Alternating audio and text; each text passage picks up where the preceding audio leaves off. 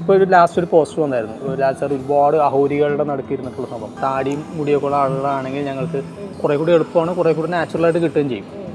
എന്നാലും നമുക്ക് ഒരു 100-200 പേർക്ക് ഞങ്ങൾ വിഗും അങ്ങനെയുള്ള സംഭവങ്ങളൊക്കെ സെറ്റ് ചെയ്യേണ്ടതായിട്ട് വന്നായിരുന്നു ആ സമയത്ത്. നിനക്ക് വേണ്ടിയാണ് ഞാൻ ഈ സിനിമ ഇങ്ങനെ സ്റ്റാർട്ട് ചെയ്യണേ. കാരണം കുറച്ച് ദിവസം നമ്മൾ ഇവിടെ ഷൂട്ട് ചെയ്യും, അവിടുന്ന് മേക്കപ്പിൻ്റെ ഇതിന് വേണ്ടി ലുക്ക് കിട്ടാൻ വേണ്ടി, അത് നാച്ചുറൽ ലുക്ക് തന്നെ കിട്ടാൻ വേണ്ടി അവിടുന്ന് ഷിഫ്റ്റ് ചെയ്ത് തലശ്ശേരി പോകും. ഭീഷ്മപർവ്വത്തിലെ ലാസ്റ്റ് സീനില്ല ഇടയിലുള്ള മമ്മൂക്കയുടെ ഫൈറ്റ് സീക്വൻസ് ഉണ്ടല്ലോ, മമ്മൂക്കയുടെ മേത്ത് ബ്ലഡ് ഡെയിലി നമ്മൾ ഫസ്റ്റ് രണ്ടാമത്തെ ദിവസം മുതൽ വെട്ട് കിട്ടിയാൽ പിന്നെ അങ്ങോട്ട് ഒരു 3 ദിവസം ഈ ബ്ലഡും മുറിവൊക്കെ ആയിട്ട് വേണം മമ്മൂക്ക ഫുള്ള് അത് നിൽക്കാനായിട്ട്.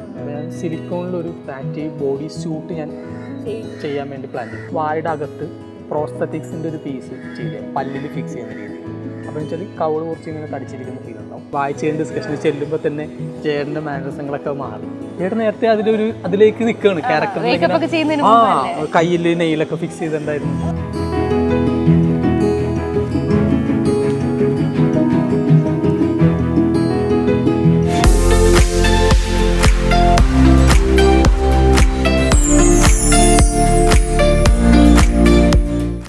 2024 പ്രേക്ഷകരെ ഞെട്ടിക്കാൻ പോകുന്ന ലാലേട്ടനും ലിജോ ജോസ് പല്ലിശ്ശേരിയും ഒന്നിക്കുന്ന മലൈക്കോട്ടെ വാലിബൻ. കേരളത്തിന്റെ ഇരുണ്ട കാലഘട്ടത്തിൽ വേരൂന്നിയ കഥയുമായെത്തുന്ന ഹൊറർ ത്രില്ലർ ബ്രഹ്മയുഗത്തിലെ മമ്മൂക്ക. 100 വയസ്സുള്ള ഇട്ടുപ്പായി പൂക്കാലത്തിലെത്തിയ വിജയരാഘവൻ. രഞ്ജിത് ശങ്കർ സംവിധാനം ചെയ്ത പതിവ് സ്ത്രീ വേഷങ്ങളെ മാറ്റി എഴുതിയ ഞാൻ മേരിക്കുട്ടിയിലെ ജയസൂര്യ. അങ്ങനെ എണ്ണിയാൽ തീരാത്ത നിരവധി ഒരു പിടി വേഷപ്പകർച്ചകളെ ഒക്കെ ഒരുക്കിയ ഒരു മേക്കപ്പ് ആർട്ടിസ്റ്റാണ്. One of the rising makeup artist of Malayalam film industry Ronex Xavier ആണ് ഇന്ന് എൻ്റെ കൂടെയുള്ളത്. മേക്കപ്പ് എന്ന കല ഉപയോഗിച്ച് സ്ക്രീനിൽ എങ്ങനെ മാജിക് തീർക്കുന്നു എന്ന് നമുക്ക് അദ്ദേഹത്തോട് ചോദിച്ച് മനസ്സിലാക്കാം. ഹായ് റോണക്സ്. അപ്പോൾ നമ്മൾ എന്തായാലും ഞാൻ ഈ ഇൻട്രൊഡക്ഷനിൽ പറഞ്ഞ പോലെ റൈസിംഗ് മേക്കപ്പ് ആർട്ടിസ്റ്റ് എന്നുള്ളൊരു ലേബലിൽ വന്നുകൊണ്ടിരിക്കുകയാണ്. ശരിക്കും അതൊരു റൈസ് തന്നെയായിരുന്നു. കാരണം ഓരോ ഫിലിംസും ബാക്ക് ടു ബാക്ക് ഹിറ്റ് ആവുന്ന ഫിലിംസാണ് റോണക്സിന്റെ ഒരു കരിയറിലുള്ളത്. എനിക്ക് തോന്നുന്നു കരിയർ സ്റ്റാർട്ട് ചെയ്യുന്നത് ജനാർദ്ദനൻ ചേട്ടന്റെ കൂടെ മേക്കപ്പ് ആർട്ടിസ്റ്റ് ആയിട്ട്, പിന്നീട് അങ്ങോട്ട് ഒരു 5-6 വർഷം മേക്കപ്പ് കമ്പനിയിൽ വർക്ക് ചെയ്തു, പിന്നീട് മമ്മൂക്ക വഴി ജവാൻ ഓഫ് വെള്ളിമലയിൽ വന്നു അല്ലെ, പിന്നെ മഹേഷിന്റെ പ്രതികാരം 2018, അജഗജാന്തരം, കിങ് ഓഫ് കൊത്ത, ഇനിയിപ്പോ 2024 ഇറങ്ങാൻ ഒരുപാട് സിനിമകൾ വേറെ നിൽക്കുന്നുണ്ട്. അപ്പോൾ ഇത്രയും ഒരു ഇത് എടുത്തു നോക്കിയാലും അധികം ഇന്റർവ്യൂസോ അല്ലെങ്കിൽ കുറെ ഇൻഫർമേഷൻ ഒന്നും റോണക്സിനെ കുറിച്ച് കാണാൻ സാധിക്കുന്നില്ല. അത് അതിൽ നിന്ന് വിട്ടുവെക്കുന്നതുകൊണ്ടാണ് എനിക്ക് തോന്നുന്നു. എനിക്ക് ചോദിക്കാനുള്ളത്, ഈ ബാക്ക് ടു ബാക്ക് ഹിറ്റ് ഒക്കെ വരാനുള്ള ഒരു കാരണം അത് ഈ മേക്കപ്പ് എന്നുള്ളൊരു കാരണം കൊണ്ട് കൂടിയാണോ അതോ റോണക്സ് എന്നുള്ളൊരു കാരണം കൊണ്ട് കൂടിയാണോ? എന്താണ്? ഒരു മേക്കപ്പ് ഒരിക്കലും ഹിറ്റ് ഉണ്ടാക്കാൻ പറ്റില്ലല്ലോ. നമുക്കൊരു ഹിറ്റ് പടങ്ങളുടെ ഭാഗമാകാനേ പറ്റുള്ളൂ. എന്താ പറയുക, അതുപോലെയുള്ള നല്ല നല്ല സബ്ജക്റ്റുകളും നല്ല നല്ല ആളുകളും എന്നെ വിളിക്കുന്നത് കൊണ്ടാണ് മെയിനായിട്ട് അങ്ങനെയുള്ള പടങ്ങളിൽ ഭാഗമാകാൻ പറ്റുന്നത്. അതിന് അവരോട് താങ്ക്സ് പറഞ്ഞത്. അപ്പൊ എന്തായാലും ഇപ്പൊ ഞാൻ പറഞ്ഞല്ലോ ഈ റൈസിംഗ് മേക്കപ്പ് ആർട്ടിസ്റ്റ് ആണെന്നുള്ളത്. ഇപ്പൊ ഈ റൈസിംഗ് മേക്കപ്പ് ആർട്ടിസ്റ്റിന്റെ ലിസ്റ്റിലേക്ക് ചേരാൻ പോകുന്ന, അടുത്ത റിലീസ് ആവാൻ പോകുന്ന ഒരുപാട് സിനിമകളുണ്ട്. അതിൽ ഏറ്റവും മുന്നിൽ നിൽക്കുന്ന സിനിമയാണ് മലൈക്കോട്ടെ വാലിബൻ എന്ന് പറയുന്ന സിനിമ. അപ്പൊ 2024 ജനുവരിയിൽ റിലീസ് ആവാൻ പോകുന്നു. അതിന്റെ ഒരുപാട് വിശേഷങ്ങൾ പ്രേക്ഷകർക്ക് അറിയാൻ ഒരുപാട് താല്പര്യമുണ്ട്. പക്ഷെ നമുക്ക് ട്രെയിലറും ടീസറും അല്ലാതെ വേറെ ഒന്നും ഇറങ്ങിയിട്ടില്ല. എനിക്ക് തോന്നുന്നു പെർഫെക്റ്റ് ആയിട്ട് അതിനെക്കുറിച്ച് പറയാൻ പറ്റുന്നത് റോണക്സിന്റെ തന്നെ ആയിരിക്കും. ആ മേക്കപ്പ് എന്നുള്ള കല മാത്രമല്ല, ആ ഒരു സെറ്റിലുണ്ടായിരുന്ന കുറെ കാര്യങ്ങൾ. കാരണം ഒരു ബിഗ് ബഡ്ജറ്റ് മൂവിയാണ്. ലിജോ ജോസ് പല്ലിശ്ശേരി പോലെയുള്ള ഒരു സംവിധായകനാണ്. ലാലേട്ടൻ എന്ന് പറയുന്ന മഹാനടനൊക്കെ അഭിനയിക്കുന്നതാണ്. എങ്ങനെ ഉണ്ടായിരുന്നു ആ ഒരു വർക്ക്? എങ്ങനെയായിരുന്നു ചെയ്തെടുത്തത്? ഭയങ്കര എക്സ്പീരിയൻസ് ആയിരുന്നു. കാരണം അതിനെക്കുറിച്ച് പറയുകയാണെങ്കിൽ എനിക്ക് സത്യം പറഞ്ഞാൽ മേക്കപ്പിൻ്റെ കാര്യങ്ങൾ ആധികാരികമായിട്ട് പറയാൻ പറ്റുന്ന മേക്കപ്പിൻ്റെ കാര്യങ്ങൾ മാത്രമേ പറയാൻ പറ്റുള്ളൂ. കാരണം എന്താ പറയുക, ലിജോന്റെ സബ്ജക്റ്റ് പറഞ്ഞപ്പോഴും ഒരു പ്രത്യേക ഒരു കാലഘട്ടമോ അല്ലെങ്കിൽ ഒരു പ്ലേസിൽ ഇന്നൊരു സ്ഥലത്ത് നടക്കുന്നതോ ഇന്ന ക്യാരക്ടറോ അങ്ങനെ ഒന്നും ഇല്ലാതെ എവിടെയോ ഒരു കാലഘട്ടത്തിൽ ഒരു സ്ഥലത്ത് നടക്കുന്ന ഒരു ക്യാരക്ടറിൻ്റെ ഒരു സ്ഥലത്തെക്കുറിച്ചുള്ള അവിടുത്തെ ആളുകളെ കുറിച്ചുള്ള കഥയാണ് പറഞ്ഞത്. അപ്പം നമുക്ക് വെച്ചാൽ ലിജോചേട്ടൻ പറഞ്ഞൊരു കാര്യം വെച്ചാൽ അതിലെ ക്യാരക്ടേഴ്സിൻ്റെ ഗെറ്റപ്പുകൾ നമുക്ക് ലുക്ക് കാര്യങ്ങൾ ചെയ്യുമ്പോൾ വെച്ചാൽ നല്ല ഫ്രീഡം ഉണ്ട്. കാരണം ഇന്ന ടൈപ്പ് ഓഫ് ലുക്ക് കാര്യങ്ങൾ അങ്ങനെയൊന്നും ഇല്ല. അതിന് എങ്ങനെ എൻ്റെ ഇഷ്ടത്തിന് അല്ലെങ്കിൽ നമ്മളുടെ ഫ്രീഡത്തിന് ആ ക്യാരക്ടറിന് എങ്ങനെ എത്രത്തോളം നല്ല രസമായിട്ട് ഡിഫറെൻറ്റ് ലുക്കുകൾ കൊടുക്കാൻ പറ്റുമോ അത്രയും ഫ്രീഡം ഉണ്ടായിരുന്നു അവർക്ക്. ലിജോചേട്ടൻ നല്ല രീതിയിൽ എനിക്ക് അതിനെക്കുറിച്ച് എക്സ്പ്ലെയിൻ ചെയ്ത് തരുകയും ചെയ്തു. എനിക്ക് അതിന് നല്ല ഫ്രീഡവും തന്നു അതിൻ്റെ ലുക്ക്. അതുകൊണ്ട് അതിൻ്റെ ഓരോ ക്യാരക്ടറിനും ഈ പറഞ്ഞ പോലെ തന്നെ മാക്സിമം എല്ലാവർക്കും ഇതുവരെ കാണാത്ത രീതിയിലുള്ള ഡിഫറെൻറ്റ് ലുക്കുകൾ പിടിക്കാൻ സാധിച്ചിട്ടുണ്ടായിരുന്നു. ലാലേട്ടൻ്റെത് മാത്രമാണ് എനിക്ക് ലിജോ ചേട്ടൻ കറക്റ്റ് ഒരു സ്കെച്ച് എനിക്ക് തന്നത്. കറക്റ്റ് ഇന്ന പോലെ ലുക്ക് വേണം, അത് ലിജോച്ചേട്ടൻ നിർബന്ധമായിരുന്നു, ഇന്ന ലുക്ക് വേണം എന്നുള്ളത്. ആ ഒരു ഹെയർ സ്റ്റൈലും ആ താടി മീശയുടെ ഒരു ഡിഫറെൻ്റ് ആയിട്ടുള്ള ലുക്കാണ്. താടി മീശ ഉണ്ടെങ്കിൽ തന്നെ കുറച്ച് ഡിഫറെൻറ്റ് ലുക്കുകളാണ്. അപ്പോൾ അത് മാത്രം ലിജോച്ചേട്ടൻ കറക്റ്റ് സ്കെച്ച് എനിക്ക് വരച്ചു തന്നത്. ബാക്കി എല്ലാ ക്യാരക്ടേഴ്സിൻ്റെയും എനിക്ക് ഫ്രീഡം തന്നിട്ടുണ്ട്. നിൻ്റെ ഇതിൽ എനിക്ക് നല്ലൊരു സാധനം, ഒരു എന്താ പറയുക, ഇത് ചെയ്യാത്ത അല്ലെങ്കിൽ ആ ക്യാരക്ടറിന് പറ്റുന്ന നല്ലൊരു സാധനം ചെയ്ത് ഉണ്ടാക്കിയെടുക്കുക എന്നുള്ളൊരു, അതുകൊണ്ട് അതിൽ മാക്സിമം എല്ലാവർക്കും നല്ല രീതിയിൽ ചെയ്യാൻ പറ്റും. ഈ അതുപോലെ പുള്ളിയുടെ ഒരു ലൈഫിലുണ്ടാകുന്ന ട്രാവലാണ് ശരിക്കും ആ ക്യാരക്ടറിൻ്റെ, ലാൽ സാറിൻ്റെ ക്യാരക്ടറിൻ്റെ ട്രാവലാണ് പടം. അത് പല പല സ്ഥലങ്ങളിൽ പോകുമ്പോൾ ആ സ്ഥലങ്ങളിലുള്ള പല രീതിയിലുള്ള ക്യാരക്ടേഴ്സ്, ഒരുപാട് ഡിഫറെൻറ്റ് ലുക്കുകളുള്ള ക്യാരക്ടേഴ്സ് അങ്ങനെ പോകുന്നുണ്ട്. അങ്ങനെയുള്ള സാധനങ്ങളൊക്കെ ചെയ്യാൻ പറ്റിയിട്ടുണ്ട്. ഇനി ലൊക്കേഷൻസ് ഒക്കെ പറഞ്ഞാൽ അതുപോലത്തെ സ്ഥലങ്ങളിലായിരുന്നു. രാജസ്ഥാനിലും ഞങ്ങൾ ആദ്യം അവിടെ ചെന്ന് ഇറങ്ങുന്ന സമയത്ത് വെച്ചാൽ ഭയങ്കര തണുപ്പായിരുന്നു. അവിടെ ജയ്സൽമീർ എന്ന് പറഞ്ഞ ജയ്സൽമീർ, അവിടെ നല്ല തണുപ്പും ഭയങ്കര പൊടിക്കാറ്റൊക്കെ ഉണ്ടായിരുന്ന സിറ്റുവേഷൻ ആയിരുന്നു ഷൂട്ടറൊക്കെ. എനിക്കാണെങ്കിൽ തണുപ്പൊക്കെ ഭയങ്കര ഇഷ്ടം. എല്ലാവരും തണുത്ത് ഭയങ്കര ഒരു -ഡിഗ്രി ഒക്കെ എന്തോ തോന്നുന്നു. ലാലേട്ടൻ ആ സമയത്താണ് അതുപോലുള്ള ഒരു ചെറിയ രീതിയിലുള്ള ഒരു കോസ്റ്റ്യൂമും മാത്രമേ കിട്ടുന്നുണ്ട്. ഭയങ്കര എന്താ പറയുക, നമുക്ക് നിൽക്കാൻ പറ്റും. ഞങ്ങൾ ജാക്കറ്റ് നോക്കി ഇട്ടിട്ട് പോലും നിൽക്കാൻ പറ്റുന്നില്ല തണുപ്പ്. അവിടെ ലാലേട്ടൻ ആ ഇതൊക്കെ ഇട്ടിട്ടാണ് പെർഫോം ചെയ്തത്. ലാൽ സാറിന്റെ ലുക്ക് നമ്മൾ ഫസ്റ്റ് ലുക്ക് സ്കെച്ച് ചെയ്ത് കൊടുത്തു കഴിഞ്ഞാൽ ലാൽ സാറിന് ഒരു ടീമുണ്ട് അവിടെ. ലാൽ സാറിന്റെ ടീം അവരാണ് പിന്നെ ഫുൾ ഫോളോ അപ്പ് ചെയ്യുന്നതല്ല. നമ്മൾ ഫസ്റ്റ് ലുക്ക് കാര്യങ്ങളെല്ലാം സെറ്റ് ചെയ്ത് ഫസ്റ്റ് ഒരു പരിപാടി സെറ്റ് ചെയ്ത് കൊടുത്താൽ മതി. ബാക്കി ലാൽ സാറിന്റെ ടീമുണ്ട്. പിന്നെ കോസ്റ്റ്യൂം സുജിത് സുധാകരായിരുന്നു അതിൽ. അപ്പം അതും ഞങ്ങൾ രണ്ടുപേരും ഡിസ്കസ് ചെയ്ത് ലിജോച്ചേട്ടൻ ഇതായിരിക്കും നമുക്ക് തരുന്ന റെഫറൻസ്, മൊത്തത്തിലുള്ള റെഫറൻസ്, കോസ്റ്റ്യൂമിൻ്റെ ഒരു റെഫറൻസ് തരും. ഞങ്ങൾ രണ്ടുപേരും കൂടി ചേർന്ന് ഡിസ്കസ് ചെയ്തൊക്കെയാണ് ഓരോ കാര്യങ്ങൾ. അപ്പോൾ ഞങ്ങൾ രണ്ടുപേരും ഡിസ്കസ് ചെയ്തിട്ട് അതിന് പറ്റുന്ന ഒരു ഹെയർ സ്റ്റൈലും അതിൻ്റെ ഇതൊക്കെ ഞങ്ങൾ ആദ്യം പ്ലാൻ ചെയ്യും. എന്നിട്ട് ലിജോച്ചേട്ടനെ കാണിക്കും, ഇങ്ങനെയാണ് ഞങ്ങൾ പ്ലാൻ ചെയ്യുന്നത്. അപ്പോൾ ലിജോച്ചേട്ടൻ പറയും, ലിജോച്ചേട്ടൻ അതിന് എന്തെങ്കിലും സജഷൻസ് ഉണ്ടെങ്കിൽ ലിജോച്ചേട്ടൻ പറയും, നമുക്ക് ഇങ്ങനെ വേണം, ഇതിൻ്റെ പരിപാടികൾ ഇങ്ങനെ ആക്കാം. അങ്ങനെ ഒരു ചെറിയ ചെറിയ സജഷൻസ് ഒക്കെ പറഞ്ഞ് അതിൽ നിന്നൊരു മാറ്റങ്ങൾ വരുത്തി നമ്മൾ സാധനം ചെയ്ത് കാണിക്കും. അപ്പോൾ അതിനനുസരിച്ച് വീണ്ടും ചിലപ്പോൾ കോസ്റ്റ്യൂം മാറ്റേണ്ടി വന്നാൽ അതിനുവേണ്ടി വീണ്ടും സുഹിത്തേട്ടൻ പോയിട്ട് അത് വീണ്ടും സെറ്റ് ചെയ്ത് അത് ഭയങ്കര എല്ലാ സിനിമയിലും അങ്ങനെയാണ്. വലിയൊരു പടമായിരുന്നിട്ട് പോലും ഒരുപാട് വർക്കുകൾക്കും ഒരുപാട് എന്താ പറയുക ഹാർഡ് വർക്ക് ചെയ്യേണ്ട പടങ്ങളാണെങ്കിൽ ആയിരുന്നിട്ട് പോലും അത് ഭയങ്കര രീതിയിൽ ഞങ്ങൾക്ക് നല്ല രീതിയിൽ കോർഡിനേറ്റ് ചെയ്ത് പോകാൻ പറ്റി. കാരണം എന്താ പറയുക, ഒരുപാട് സ്ഥലങ്ങളിൽ ഒരുപാട് സെറ്റിങ്സുകൾ വേണ്ട സമയങ്ങളുണ്ടായിരുന്നു. ഇപ്പം ഒരു ടൈമിന് തന്നെ ഇപ്പോൾ ഒരു ലാസ്റ്റ് ഒരു പോസ്റ്റർ വന്നായിരുന്നു. ലാസ്റ്റ് ഒരുപാട് അഹോരികളുടെ നടത്തിയിരുന്നിട്ടുള്ള സംഭവം. നമുക്ക് മാക്സിമം നമ്മൾ അസിസ്റ്റന്റ് ഡയറക്ടർമാരോട് പറഞ്ഞിരുന്നു, ഒരു ടീമിനോട് പറഞ്ഞിരുന്നു, താടിയും മുടിയൊക്കെ ഉള്ള ആളുകളാണെങ്കിൽ ഞങ്ങൾക്ക് കുറേ കൂടി എളുപ്പമാണ്, കുറേ കൂടി നാച്ചുറലായിട്ട് കിട്ടുകയും ചെയ്യും. എന്നാലും നമുക്ക് ഒരു 100-200 പേർക്ക് ഞങ്ങൾ വിഗും അങ്ങനെയുള്ള സംഭവങ്ങളൊക്കെ സെറ്റ് ചെയ്യേണ്ടതായിട്ട് വന്നായിരുന്നു ആ സമയത്ത്. അപ്പോൾ ഈ പറഞ്ഞാൽ അവർ രാവിലെ വെച്ച് ഷൂട്ട് ചെയ്യണം, ടോപ്പ് ലൈറ്റ് വീഴുന്നതിന് മുമ്പ് ഷൂട്ട് ചെയ്യണം. പിന്നെ അതുകൊണ്ട് നൈറ്റും ഉണ്ടായിരുന്നു അതിൻ്റെ. അപ്പോൾ അങ്ങനെ ഒരുപാട് നേരത്തെ ഒരു 3-4 മണിക്കൂർ ഇവരെ സെറ്റ് ചെയ്യാനുള്ള ടൈം വേണ്ടി വന്നു. അപ്പോൾ അതെല്ലാം ഈ പറഞ്ഞ പോലെ തന്നെ ഭയങ്കര കൂളായിട്ടാണ് കഴിഞ്ഞു പോയത്. സാധാരണ നമ്മൾ വലിയ പരിപാടികൾ ചെയ്യുമ്പോൾ പല സ്ഥലങ്ങളിലും ചിലപ്പോൾ ചില വഴക്കുകളും അങ്ങനെയുള്ള കാര്യങ്ങളൊക്കെ ഉണ്ട്. അതൊന്നും ഇല്ലാതെ ഞങ്ങൾ ഭയങ്കര കൂളായിട്ട് എല്ലാവരും നല്ലൊരു ടീമായിരുന്നു. ഇപ്പോൾ ലിജോച്ചേട്ടനൊക്കെ ആണെങ്കിലും കറക്റ്റായിട്ട് വന്നിട്ട് എല്ലാം പറഞ്ഞു തരും നമുക്ക്, അതിങ്ങനെയല്ല ഞാൻ ഉദ്ദേശിച്ചിട്ട് ഇങ്ങനെ വേണം. അപ്പോൾ തന്നെ അതിൻ്റെതായ രീതിയിൽ വേറെ മാറ്റി ചെയ്യുക. അതുപോലെ തന്നെ കോസ്റ്റ്യൂമും സുഹിത്തേട്ടനും ഇപ്പോൾ നല്ല പണിയെടുത്തിട്ടുണ്ടായിരുന്നു. ഒരുപാട് കോസ്റ്റ്യൂംസിൻ്റെ കാര്യങ്ങളൊക്കെ നല്ലപോലെ പണിയെടുത്തു. അതൊക്കെ സെറ്റ് ചെയ്ത് അതായിരുന്നു എനിക്ക് അതിനകത്തുണ്ടായിരുന്ന വലിയൊരു എന്താ പറയുക, കുറച്ച് പണിയുള്ളൊരു ഏരിയ എന്ന് പറയുന്നത് അതായിരുന്നു. അപ്പോൾ ബാക്കി സ്ഥലങ്ങളിലൊക്കെ ആണെങ്കിലും ഗെറ്റപ്പുകൾ ഒരുപാട് ഉണ്ടെങ്കിലും ആർട്ടിസ്റ്റുകൾ നമുക്ക് ചെയ്യാനുള്ള ടൈമും നമുക്ക് അതിനുള്ള ഏരിയ കിട്ടിയത്. നമുക്ക് ചിലപ്പോൾ ഒരു ദിവസം മുന്നേക്ക് നമുക്ക് ആർട്ടിസ്റ്റുകളെ കിട്ടും. മെയിൻ ക്യാരക്ടറിൽ നിന്ന് ആർട്ടിസ്റ്റ് നമുക്ക് ഒരു ദിവസം 2 ദിവസം മുന്നേക്ക് കൊണ്ടുവരും. അവിടെ കൊണ്ടുവന്നിട്ട് അവരുടെ ലുക്ക് എന്താണെന്ന് നമ്മൾ പ്ലാൻ ചെയ്ത് നമുക്ക് അതിന് എന്തെങ്കിലും മാറ്റങ്ങൾ വരുത്താനൊക്കെ ഉണ്ടെങ്കിൽ ടൈം ഉണ്ടായി. ആദ്യം ഒരു ട്രയൽ നോക്കും, കോസ്റ്റ്യൂം ഇതൊക്കെ ഇട്ട് ട്രയൽ നോക്കി പിന്നെ നമ്മൾ കൊണ്ടേ കാണിച്ച് അപ്പോൾ അതിൽ ചേട്ടൻ പറയുന്ന കറക്ഷൻസ് ചെയ്ത് വീണ്ടും കാണിക്കാനുള്ള ടൈമൊക്കെ ഉണ്ടാവും നമുക്ക്. പക്ഷെ ഇതങ്ങനെയല്ല, ഇത് അന്നത്തെ ദിവസം നമുക്ക് ആളുകളെ കിട്ടുന്ന കാര്യം.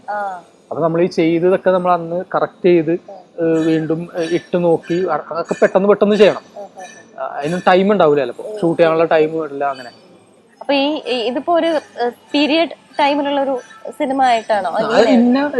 ഇന്ന കാലഘട്ടം എന്നൊന്നും പറയുന്നില്ല, പക്ഷെ പ്രസന്റ് അല്ല, പ്രസന്റിൽ നടക്കുന്ന സ്റ്റോറി അല്ല. എന്താ പറയാ, നമ്മുടെ ഇന്ത്യയിൽ തന്നെയുള്ളതാണ്. പക്ഷെ ഇന്ത്യയിൽ തന്നെയുള്ള ഇവിടെ ഒരു നാടുകളിലും നടക്കുന്ന ഒരു സ്ഥലമായിട്ടാണ് കാണിച്ചിരിക്കുന്നത്. അല്ലാതെ ഇന്ന സ്ഥലം ഇന്ന കാലഘട്ടം ഇന്ന അതൊന്നും പറയുന്നില്ല. അപ്പൊ എന്തായാലും ബാലിവന്റെ വിശേഷങ്ങളൊക്കെ നമ്മൾക്ക് ഇനി വരും ദിവസങ്ങളൊക്കെ ഭയങ്കര എക്സ്പീരിയൻസ് തന്നെ ആയിരിക്കും. കാരണം 2 ഭയങ്കര രണ്ട് വലിയ ആളുകളുണ്ടായിരുന്നു. ലെജൻസിന്റെ എന്ന് പറയുന്നത് ലാലേട്ടനും ലിജോ ചേട്ടന്റെ ഒരു മാജിക് തന്നെ കാണാൻ പറ്റും. ഓക്കെ, അതുപോലെ ഒരു മാജിക് ആയിരിക്കില്ലേ ബ്രഹ്മയുഗം എന്ന് പറയുന്ന മമ്മൂക്കയുടെ സിനിമ. അതിന്റെ പറഞ്ഞ പോലെ ടീച്ചറോ ട്രെയിലറോ അങ്ങനെയൊന്നും ഇല്ലാത്തതുകൊണ്ട് നമുക്ക് പോസ്റ്റർ മാത്രമേ ലുക്ക് മാത്രമേ ഉള്ളൂ. ആ ലുക്ക് ക്രിയേറ്റ് ചെയ്ത ആള് റോണക് ചേട്ടനാണ് അല്ലേ? എന്താണ് ആ ലുക്കിന്റെ പിന്നിലുള്ള ഒരു കാര്യം? ഞാൻ ഇൻട്രൊഡക്ഷനിൽ പറഞ്ഞ പോലെ ഒരു കേരളത്തിന്റെ ഒരു പഴയ കാലഘട്ടത്തിലെ ഒരു ഹൊറർ എന്ന് പറയുന്ന ഒരു ജാൻറാണ്. ഒരുപാട് നാളുകൾക്ക് മുമ്പുള്ള കാലഘട്ടത്തിലുള്ള ഒരു ഇല്ലത്തുള്ള ഒരു നമ്പൂരിയുടെ അങ്ങനത്തെ ഒരു ടൈപ്പ് ഓഫ് പരിപാടിയാണ് അതും ഈ പറഞ്ഞ ഇന്ന കാലഘട്ടവും ഒന്നും അങ്ങനെ ഈ എന്താ പറയാ 19 നൂറ്റാണ്ടോ അങ്ങനത്തെ ഒരു കാലഘട്ടമാണ്. അപ്പൊ അതില് ഈ പറഞ്ഞ പോലെ ഇപ്പോഴത്തെ ടൈപ്പ് ഹെയർ സ്റ്റൈലുകളോ കാര്യങ്ങളോ ഒന്നും പാടില്ല. പിന്നെ മമ്മൂക്കയുടെ ലുക്കായിരുന്നു നമുക്ക് മെയിൻ ആയിട്ട് ചെയ്യാനുണ്ടായിരുന്ന ഒരു ഏരിയ. അപ്പൊ അതിൽ ഈ പറഞ്ഞ ഡയറക്ടർക്കും ഞങ്ങൾക്കൊക്കെ ഒരുപാട് കൺഫ്യൂഷനും ടെൻഷൻസ് ഒക്കെ ഉണ്ടായിരുന്നു. കാരണം ഞങ്ങൾ ഒരുപാട് പ്രാവശ്യം മീറ്റിങ്ങുകൾ നടത്തി അതിന് വേണ്ടി ഒരുപാട് പ്രാവശ്യം അതിന്റെ സ്കെച്ചുകൾ മാറ്റി മറിച്ചൊക്കെ വരച്ചു നോക്കി. പിന്നെ അതിലെന്താണ് നമുക്ക് ചെയ്യാൻ പറ്റിയത് മമ്മൂക്കയുടെ ക്യാരക്ടർ അങ്ങനത്തെ സ്പെഷ്യൽ ക്യാരക്ടറാണ്. നമുക്ക് പറഞ്ഞ ക്യാരക്ടർ ഭയങ്കര ഇഷ്ടപ്പെട്ടിട്ട് കമ്മിറ്റ് ചെയ്ത വർക്കാണ്. അപ്പം അതിന് നമുക്ക് കൊടുക്കാൻ പറ്റുന്ന നമുക്കവിടെ ഇപ്പോഴുള്ള ലുക്കുകൾ വെച്ചിട്ട് ഏറ്റവും നല്ല ഭംഗിയായിട്ട് നാച്ചുറലായിട്ടും കൊടുക്കാൻ പറ്റുന്ന ലുക്ക് എന്താണോ ഡിഫറെന്റ് ആയിട്ട് വേണം.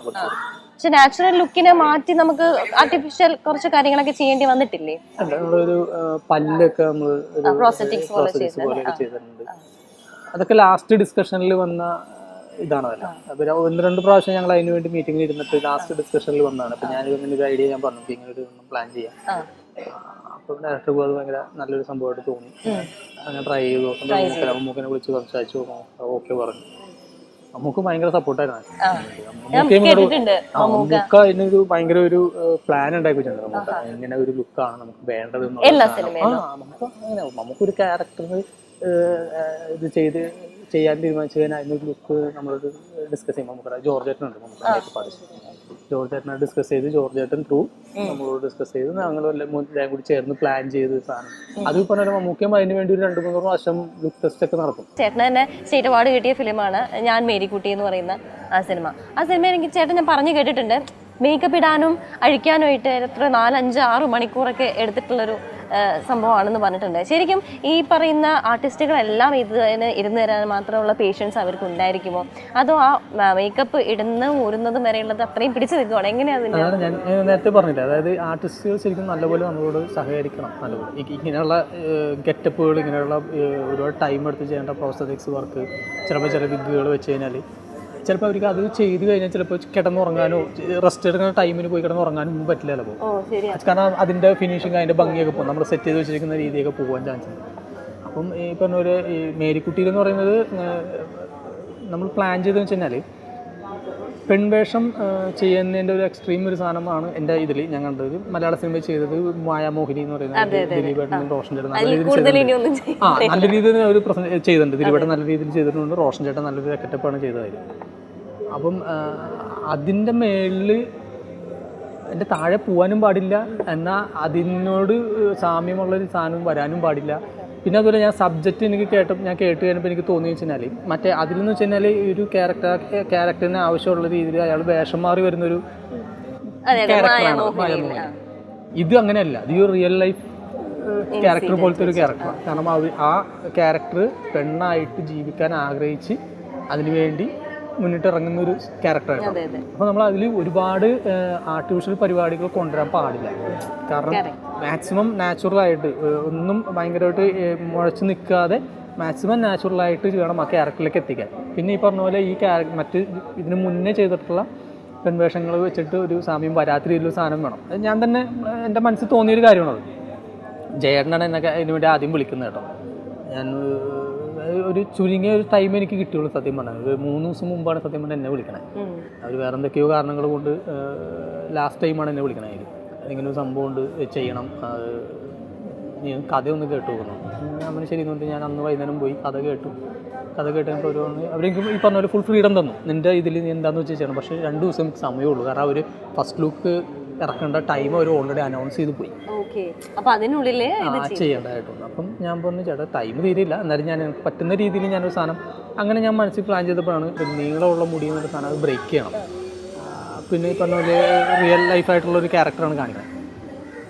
അപ്പോൾ ഞാൻ അതിൽ നിന്ന് പെട്ടെന്ന് തീരുമാനിച്ചത് ഒരു ഷോർട്ട് ഹെയർ ആയിട്ടുള്ളത്. ഇപ്പോൾ മുടി നീളമുള്ളല്ലെങ്കിലും ജയേട്ടനായതുകൊണ്ട് എനിക്ക് കോൺഫിഡൻസ് ആയിരുന്നു. മുടി നീളമുള്ള പരിപാടി അല്ലെങ്കിൽ ജയേട്ടൻ്റെ ക്യാരക്ടർ ഭയങ്കര രസമായിട്ട് പിടിക്കും. ഒരു പെണ്ണിൻ്റെ ആയിട്ടുള്ള സാധനങ്ങളെല്ലാം.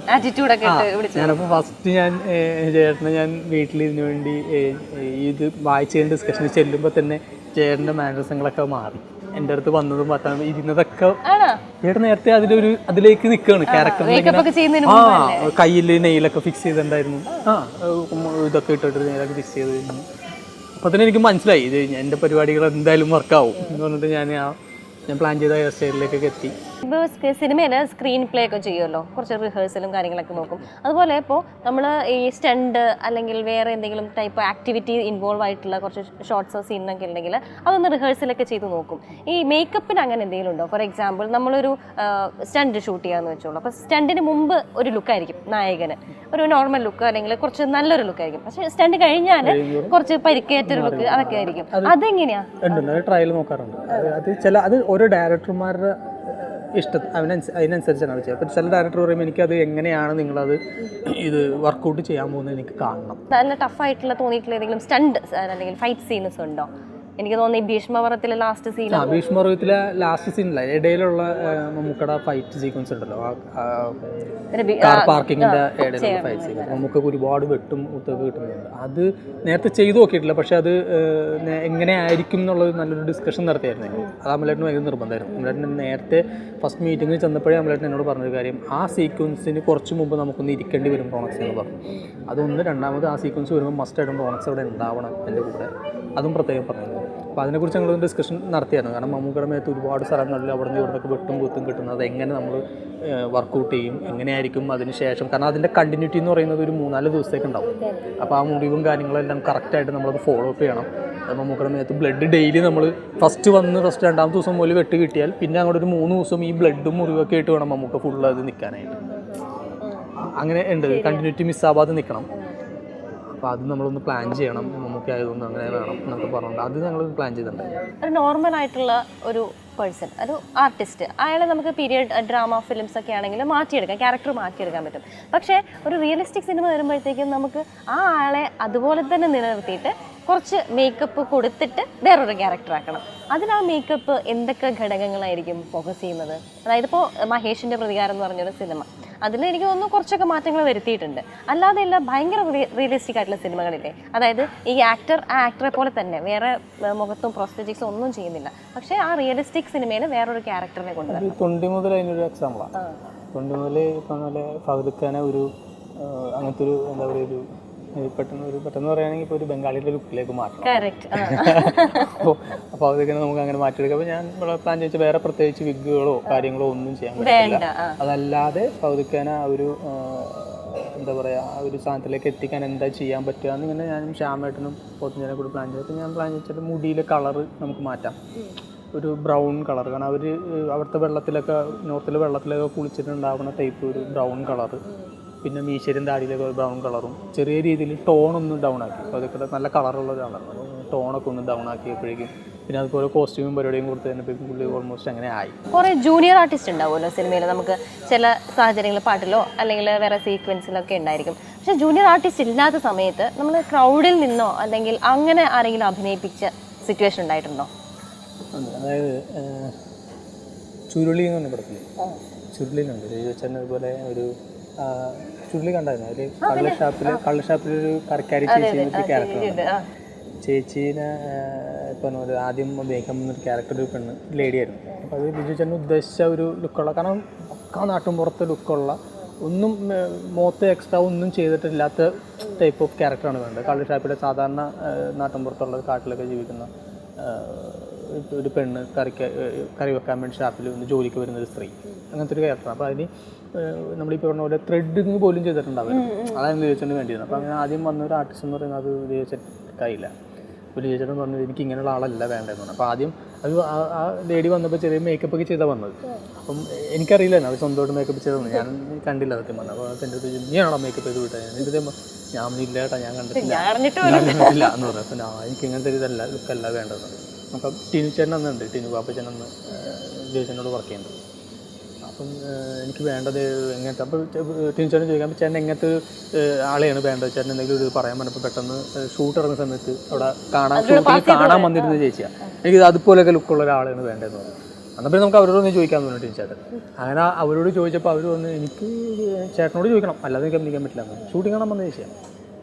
അപ്പോൾ അതൊരു കുറച്ച് കാട്ടിനകത്തായിരുന്നു ഷൂട്ട്, അവർ ഒരുപാട് ഉള്ളിലാണ് കാട്. അപ്പോൾ അവർ ശരിക്കും ഒരു എന്താ പറയുക ട്രൈബൽസ് പോലത്തെ ആളുകളാണ്, അത്രയും ട്രൈബൽസ് അല്ല എന്നാലും അതുപോലെ ജീവിക്കുന്ന ആളുകളാണ്. കുറേ നാൾ വല്ലപ്പോഴൊക്കെ അവർ പുറത്തേക്കൊക്കെ വരാറുള്ളൂ.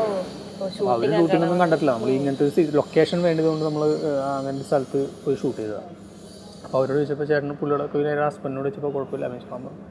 അങ്ങനെ കൊണ്ടുവന്ന് അഭിനയിപ്പിച്ച ക്യാരക്ടറാണ് ചേച്ചി. അപ്പോൾ ചേച്ചി ആ മൊമെന്റിൽ തന്നെ ഭയങ്കര രസമായിട്ട് ഡയലോഗ് ഒറ്റ ടേക്കിലൊക്കെ ഓക്കെ ആയി. ഫസ്റ്റ് ടേക്കിൽ തന്നെ ഫസ്റ്റ് കൊടുത്ത ഡയലോഗ് ഓക്കെ ആയി.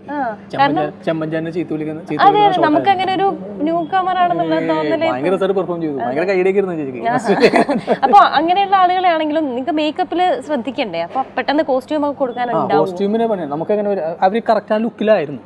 ചേച്ചിന് ഉദ്ദേശിച്ച അതേ ലുക്കുള്ള ആളായിരുന്നു. അത് മുടിയും ഫേസും എല്ലാം അതുപോലെ. നമുക്ക് കോസ്റ്റ്യൂം മാത്രം ഒന്ന് കറക്റ്റ്. അപ്പൊ ചേച്ചിക്ക് അവസാനം കോസ്റ്റ്യൂം കറക്ഷൻ ചെയ്യാനുള്ള ടൈമിന്റെ ഇല്ലാത്തതുകൊണ്ട് ആ ചേച്ചിയുടെ തന്നെ കോസ്റ്റ്യൂം വാങ്ങിച്ചു, ലാഭമായല്ലോ. അപ്പൊ എന്തായാലും ഞാൻ കുറച്ച് സിനിമകളുടെ പേരുകൾ പറയാം. അപ്പൊ ഈ സിനിമകൾ ചേട്ടന്റെ മനസ്സിലേക്ക് ഈ സിനിമയെ കുറിച്ച് പെട്ടെന്ന് വരുന്ന ഒരു കാര്യം ചേട്ടനൊന്ന് പറഞ്ഞാൽ മതിയെ. ചേട്ടൻ വർക്ക് ചെയ്തിട്ടുള്ള സിനിമ തന്നെയാണ് ആട് 2. ഈ സിനിമയെ കുറിച്ച് മേക്കപ്പിന്റെ അല്ലെങ്കിൽ ബാക്കി എന്ത് കാര്യമാണ് പെട്ടെന്ന് ചേട്ടന്റെ മനസ്സിലേക്ക് വരുന്നത്? മിഥുനും ഞങ്ങൾ കൂടി വെറുതെ ഒന്ന് തമാശക്ക് പറഞ്ഞ് സംസാരിച്ചുകൊണ്ടിരുന്ന സമയത്തൊരു മിഥുനൊരു കഥ പറഞ്ഞതാണ് ആടിന്റെ സബ്ജക്റ്റിലേക്ക്, ആടിലേക്ക് എത്തിയത്. ചെറിയൊരു കോമഡി കഥ പറഞ്ഞതാണ്. ഒരു ആടിനെ വെച്ചിട്ട് ഉണ്ടായ ചെറിയൊരു കോമഡി കഥ പറഞ്ഞു.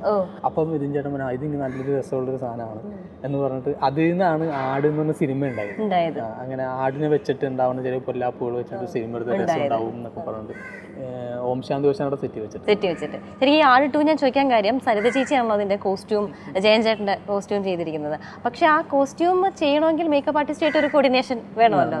അപ്പൊ നിങ്ങൾ തമ്മിൽ എങ്ങനെയായിരുന്നു അതിന്റെ ഡിസിഷൻ? അത് നേരത്തെ അത് ജയേട്ടന്റെ കോസ്റ്റ്യൂമാണ് സരിത ചേച്ചി ചെയ്തത്. ബാക്കിയുള്ളവരുടെ കോസ്റ്റ്യൂം ഡിസൈൻ പറയണ്ട. അപ്പം അതിൽ മിഥുൻ ചേട്ടന് ഓരോ ക്യാരക്ടറും സെപ്പറേറ്റ് നല്ല രസമുള്ള ലുക്കുകൾ വേണം. ഇപ്പോൾ ഭയങ്കര ഹ്യൂമറിനോട് സാധ്യതയുള്ള ഇതായതുകൊണ്ട് എല്ലാവർക്കും ഒരു രസമുള്ള ഒരു ലുക്ക് വേണം. ഇപ്പം ധർമ്മജനാണെങ്കിൽ സച്ചിൻ തെണ്ടുൽക്കറിന്റെ ഒരു ഫാനാണ് അയാൾ. അതിനകത്ത് ഭയങ്കര ക്രിക്കറ്റ് കളിക്കാൻ ഫാനാണ്. അപ്പോൾ സച്ചിൻ തെണ്ടുൽക്കറിന്റെ ഹെയർ സ്റ്റൈൽ പിടിച്ച് എങ്ങനെ ഉണ്ടാവും, അപ്പോൾ ഞാൻ രസം ഉണ്ടാവും. അങ്ങനത്തെ ഒരു കേളി ഹെയർ സ്റ്റൈൽ, അങ്ങനത്തെ ഒരു ഹെയർ സ്റ്റൈലാണ് അതിൽ കൊടുത്തിരിക്കുന്നത്. അബുവിന്റെ ക്യാരക്ടർ പിന്നെ ഭയങ്കര വലിയൊരു ഗുണ്ടയാണെന്നൊക്കെ പറയണേ. പക്ഷേ ലുക്കിൽ നമുക്കൊരു സാധനം കൊണ്ടുവരണം. ഷൈച്ചെന്നെ ഒരു ഇതുവരെ കാണാത്ത ലുക്കിൽ പിടിക്കണം എന്ന് പറഞ്ഞിട്ട് നമ്മൾ പ്ലാൻ ചെയ്ത് നമുക്കൊരു ബുൾഗാൻ പരിപാടി പ്ലാൻ ചെയ്യാം. അപ്പോൾ ഞാനൊരു റെഫറൻസ് കാണിച്ചു, ഇങ്ങനത്തെ ബുൾഗാൻ പിടിക്കാം, കണ്ണിലൊരു ലെൻസ് കൊടുക്കാം. അങ്ങനെ അതിലേക്ക് എത്തിച്ചത് ഓരോ ക്യാരക്ടറും. ജയേട്ടന്റെ അതുപോലെ തന്നെ കാണാത്ത പാപ്പൻ വലിയൊരു മീശയുടെ ഷേപ്പ് ഒക്കെ അങ്ങനത്തെ ഒരു സാധനം പ്ലാൻ ചെയ്യും. ഭയങ്കരമായിട്ട് വർക്ക് ചെയ്തിട്ടുള്ള ഒരു മൂവിയായിരുന്നു തുറമുഖം എന്ന് പറഞ്ഞ മൂവി അല്ലേ? അതിൽ നിവിൻ പോളി അല്ലെങ്കിൽ പൂർണിമ ഇന്ദ്രിയത്തിൻ്റെ ഒക്കെ ക്യാരക്ടർ ഒരുപാട് സ്ട്രെയിൻ എടുത്ത് ചെയ്തിട്ടുണ്ട് എന്നുള്ളത് കേട്ടിട്ടുണ്ട്. അതിനെക്കുറിച്ച് എന്താ പറയാനുള്ളത്? അതിന് പൂർണിമ ചേച്ചി ഗെറ്റപ്പിൻ്റെ കേസാണ് മെയിനായിട്ട് പറയാനുള്ളത്. അതിൽ രാജീവേട്ടൻ എന്നോട് പറഞ്ഞാൽ പൂർണിമ ചേച്ചിനെ 2 കാലഘട്ടത്തിൽ നമ്മൾ കാണിക്കുന്നുണ്ട്. ഒന്ന് നിവിൻ്റെ ചെറുപ്പം കാലഘട്ടത്തിൽ പൂർണിമ ചേച്ചി വളരെ യങ്ങായിട്ടും പ്രസൻ്റിൽ നിവിൻ്റെ കാലഘട്ടത്തിൽ തന്നെ പ്രസൻ്റിൽ അമ്മയായിട്ടും കാണിക്കണം. അപ്പം നിവിനും ചേച്ചിയൊക്കെ ഒരുമിച്ചൊരു ഫ്രെയിമിൽ വരുമ്പോൾ അത് ഭയങ്കരമായിട്ട് അടിക്കാൻ പാടില്ല.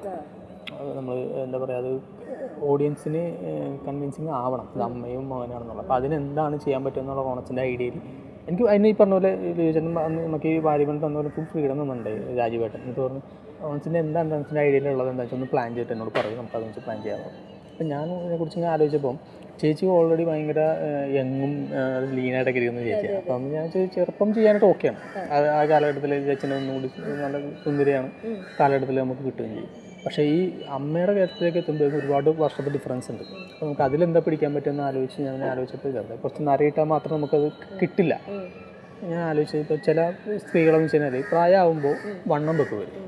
അപ്പം അങ്ങനെ ഒരു ഫാറ്റി ബോഡി ഞാൻ പ്ലാൻ ചെയ്തു. അപ്പോൾ ഞാൻ സിലിക്കോണിലൊരു ഫാറ്റി ബോഡി സ്യൂട്ട് ഞാൻ ചെയ്യാൻ വേണ്ടി പ്ലാൻ ചെയ്തു. ഞാൻ രാജീവേട്ടനോട് പറഞ്ഞു ഇങ്ങനെ ഒരു പ്ലാൻ ഉണ്ട്, എനിക്ക് കുറച്ച് ഫാറ്റി ബോഡിയായിട്ട് കിട്ടും.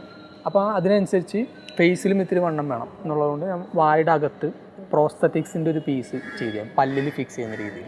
അപ്പോൾ എന്ന് വെച്ചാൽ കവള് കുറച്ച് ഇങ്ങനെ തടിച്ചിരിക്കുന്ന ഫീൽ ഉണ്ടാവും. എന്നിട്ട് റിങ്കിൾസ്, കണ്ണിലെ റിങ്കിൾസ്. അപ്പോൾ ഈ ബോഡി സൂട്ട് ഇട്ടാൽ ഭയങ്കര ചൂടാണ്, ഉള്ളിലേക്ക് ഏറെ കിടക്കില്ല. അപ്പോൾ സ്വിമ്മിങ് സൂട്ട് ഇട്ടിട്ട് അതിൻ്റെ മേളിലാണ് ബോഡി സൂട്ട് ഇടുന്നത്. അതിൻ്റെ വണ്ണമുള്ള ഒരു ഫാറ്റി ബോഡി ആയിട്ട് ചെയ്യാൻ വേണ്ടി ഇവിടം വരെ ഉണ്ടായിരുന്നു, വണ്ണമുള്ള സ്ത്രീ ആയിട്ട് തോന്നിക്കാൻ വേണ്ടിയിട്ട്. എന്നാലേ 2 കാലഘട്ടത്തിലും ട്രാൻസ്ഫോർമേഷൻ നന്നായിട്ട് കിട്ടുള്ളൂ.